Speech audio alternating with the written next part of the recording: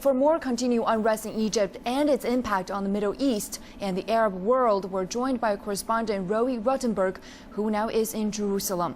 Thanks for joining us, Roee. Now, stability in Egypt has been a bulwark for peace throughout the Middle East, especially its peace treaty with neighboring Israel.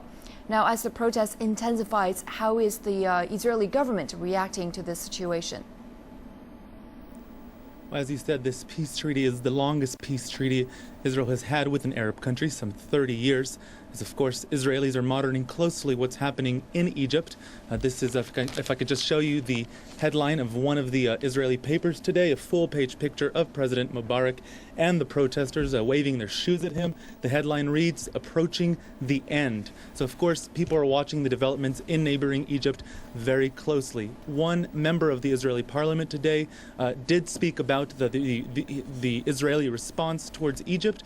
He said politicians here can breathe a collective sigh of relief, alluding to the fact that now there's more time for Israel to see what happens in Egypt. If it appears that there will be a transition of power to Mubarak's vice president, Omar Suleiman, and elections will go ahead in September, Israelis can now wait several more months before having to worry about what happens in Egypt. One of the Norwegian newspapers has reported from WikiLeaks that Suleiman made an agreement with Israel 6 years ago that in power he would protect the Sinai Peninsula from the smuggling of weapons from Egypt into Gaza, and of course that rings very positively with Israeli officials. There have been some clashes within Israel, as also within the occupied Palestinian territories on Friday, between Israeli security forces who are on high alert and Palestinian demonstrators, many of whom are carrying Egyptian flags in a sign of solidarity. I see. I guess, is that how the public is reacting in Palestinian territories? They're protesting as well, or are they also, what else are they doing?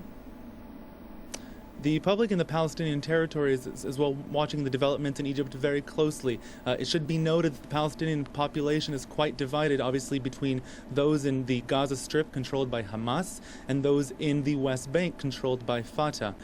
Fatah and the Palestinian Authority and the president this week are hoping to push a UN resolution condemning settlement construction. And there's a main concern among Palestinian populations that with these sort of protests spreading in the Arab world, Arab leaders are now going to be preoccupied with their own domestic internal issues, and thus the Palestinians will not be able to get the international support they so desperately need. In the Gaza Strip, where Hamas is in power, they've been maintaining a very tight security lockdown, very little dissent there, although they do enjoy great support in the Strip as well. But of course, the connection, the proximity to Egypt is of great influence. Much of the Gaza Strip's economy relies directly on Egypt. The smuggling of weapons vis-a-vis the Gaza tunnels, that's come to almost a complete halt, as has the supply of much of the natural resources needed to keep Gaza going. So of course, they too are closely monitoring what's happening in Egypt just south of their border.